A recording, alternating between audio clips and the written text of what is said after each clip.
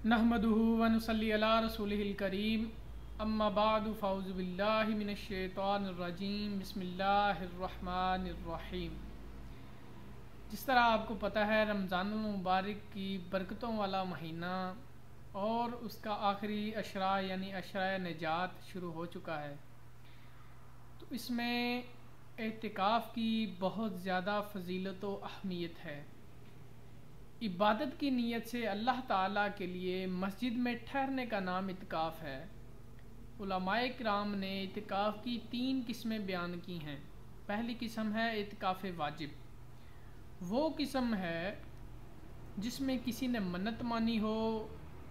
کہ میرا فلاں کام ہو جائے تو میں 1 دن کا، 2 دن کا، 10 دن کا، یا اپنی حسب توفیق یا حسب معمول کہ اس کو معلوم ہو کہ میرے پاس اتنا فری وقت ہوگا تو اتنے وقت کے لیے وہ منت مانے کہ میں اتنا وقت اعتکاف کے لیے وقف کروں گا،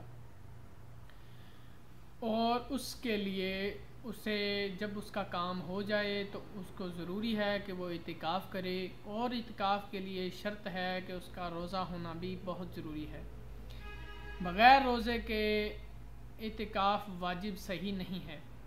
دوسرا اعتکاف ہے اعتکاف سنت یا اعتکاف مؤکدہ۔ یہ اعتکاف رمضان المبارک کے آخری 10 دنوں میں کیا جاتا ہے، یعنی 20ویں رمضان المبارک کے سورج ڈوبنے سے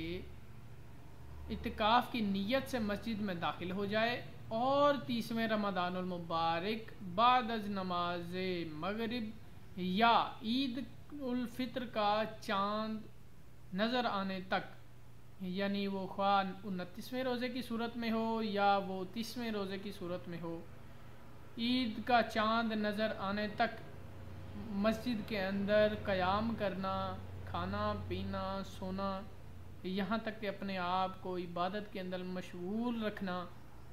یہ اعتکاف سنت ہے، اور اس اعتکاف کی بہت زیادہ فضیلت و اہمیت ہے۔ اعتکاف سنت یہ مؤکدہ کفایہ ہے، یعنی کہ اگر محلے میں سے کوئی ایک شخص بھی بیٹھ جائے اعتکاف میں، مسجد میں جا کے اعتکاف کی نیت سے، تو باقی سب محلے داروں کی طرف سے اس کا اعتکاف ہو جاتا ہے۔ لیکن اگر اس میں کوئی شخص اعتکاف نہیں کرتا پورے محلے میں سے، تو وہ قیامت کے دن اس کی سزا ہوگی۔ اس اعتکاف میں بھی روزہ شرط ہے، لیکن رمضان المبارک کے روزے اس کے لیے کافی ہیں، کیونکہ وہ ظاہر سی بات ہے کہ روزہ رکھنا ہوتا ہے۔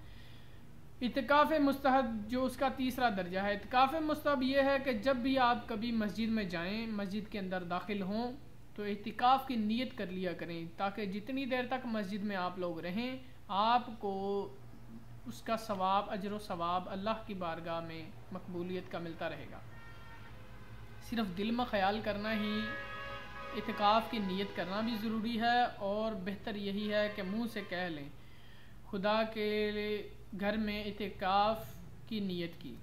اعتکاف کی نیت کے مسجد میں مسنون الفاظ نے ہیں، نویت سنت الاعتکاف۔ اسی طرح اعتکاف کرنے والوں کے لیے کچھ مسائل بھی ہیں۔ اعتکاف کرنے والوں کے لیے بلا عذر مسجد سے نکلنا حرام قرار دیا گیا ہے۔ اگر وہ نکلے تو اس کا اعتکاف ٹوٹ جائے گا، چاہے وہ قصدن نکلے یا وہ بھول کر نکلے۔ اسی طرح عورت نے جس میں گھر میں اعتکاف کیا ہو اس کا گھر سے نکلنا حرام ہے۔ اگر اس عورت کے مکان سے باہر نکل گئی، خواہ وہ قصدن نکل کے گئی یا وہ بھول کر نکلی، اس کے لیے اس کا اعتکاف ٹوٹ جائے گا۔ اسی طرح مرد کے لیے بھی ضروری ہے کہ وہ مسجد میں اعتکاف کرے، اور عورت اپنے اس گھر میں اس جگہ اعتکاف کرے جس جگہ اس نے نماز پڑھنی ہو۔ اسی طرح اعتکاف کرنے والا 2 عذروں کے سبب مسجد سے باہر نکل سکتا ہے۔ پہلا عذر یہ ہے کہ اسے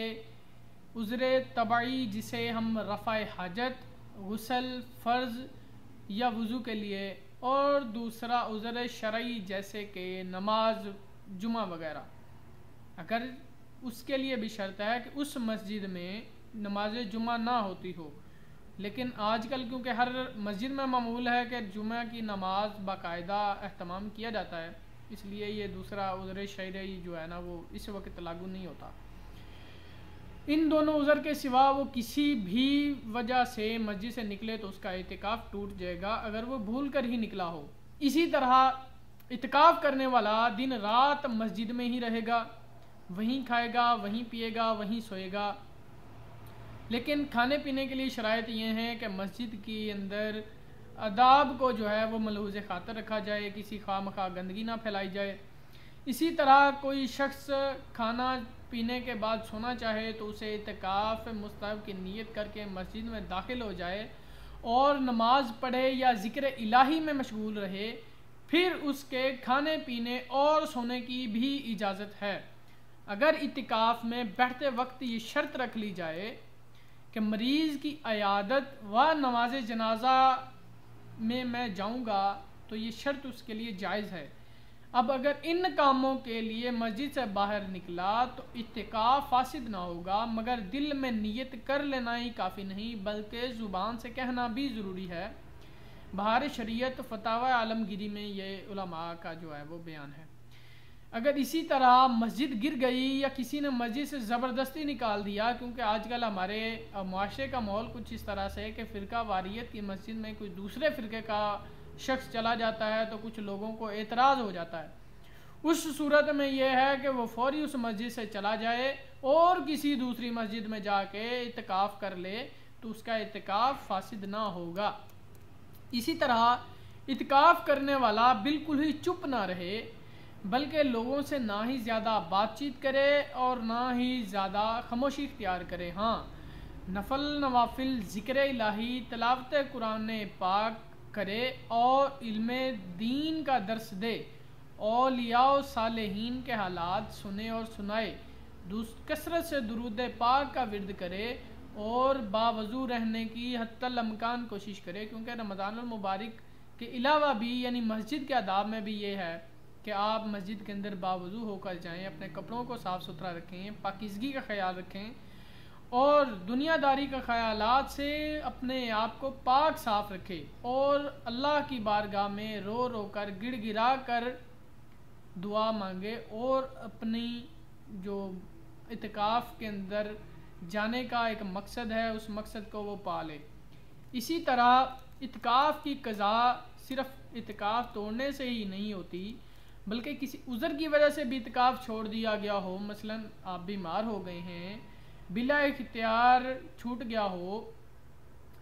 اسی طرح عورتوں کے جو مخصوص ایام ہیں وہ یا ان کے اندر کسی قسم کی بیماری ہے، جنون یا بے ہوشی طاری ہو گئی تو ان صورتوں میں بھی قضا واجب ہے۔ معتکف حضرات کے لیے ضروری ہے کہ نیت عبادت بالکل چپ رہے، کہ چپ رہنے کو ثواب سمجھے تو یہ مکروہ تحریمی ہے، اور اگر چپ رہنے کو ثواب کی بات سمجھ کر نہ چپ رہے تو حرج نہیں، اور بری باتوں سے چپ رہا تو چپ رہنا مکروہ نہیں بلکہ یہ تو اعلیٰ درجے کی بات ہے کہ وہ بری باتوں سے گریز ہی کرے، کیونکہ اعتکاف کا جو مقصد ہے وہ فقط اللہ اور اللہ کے رسول کی اطاعت و فرمان برداری، اللہ کا ذکر اور اس کے رسول کا ذکر ہونا چاہیے۔ اسی طرح جس بات میں ثواب ہو نہ ہی گناہ ہو یعنی مباح باتیں تو یہ بھی بلا ضرورت اس کے لیے مکروہ ہیں، کیونکہ بلا ضرورت مسجد میں مباح کلام بھی نیکیوں کو اسی طرح کھا لیتا ہے جیسے لکڑی آگ کو کھا لیتی ہے۔ تو اس کے لیے ضروری ہے کہ اعتکاف ہو یا کوئی بھی عبادت ہو اس طرح صرف اور صرف رضائے الہی کی نیت رکھے، دکھاوا، نیک نامی اور شہرت اس کا ہرگز مقصد نہ ہو، ورنہ وہ عبادت بے نور ہوگی، بے فیض ہوگی اور اس کا اجر و ثواب ضائع ہو جائے گا۔ یعنی اس کے اندر ریاکاری نہیں آنی چاہیے کہ میں اعتکاف کر رہا ہوں، میں اللہ کے بارگاہ میں نیک نامی کے لیے آیا ہوں، میں شہرت حاصل کرنے کے لیے آیا ہوں، لوگ میری تعریف کریں گے کہ میں اعتکاف کر رہا ہوں یا لوگ مجھے کوئی درجہ، عزت، مرتبہ، مقام دیں گے، تو یہ چیزیں بھی روزہ دار اور اعتکاف کرنے والے کے لیے اجر و ثواب کا باعث نہیں ہے۔ اس کے لیے ضروری ہے کہ آپ اپنے آپ کو جہاں تک ممکن ہو ریاکاری سے بچائیں۔ اللہ تعالی ہر مسلمان کو اس عمل میں نیک نیتی اور اخلاص کی توفیق دے، آمین ثم آمین۔ اور بھی کسی قسم کا مسائل ہو تو آپ پوچھ سکتے ہیں، اور مجھے آج کے اس لیکچر میں اجازت دیجیے۔ اللہ حافظ۔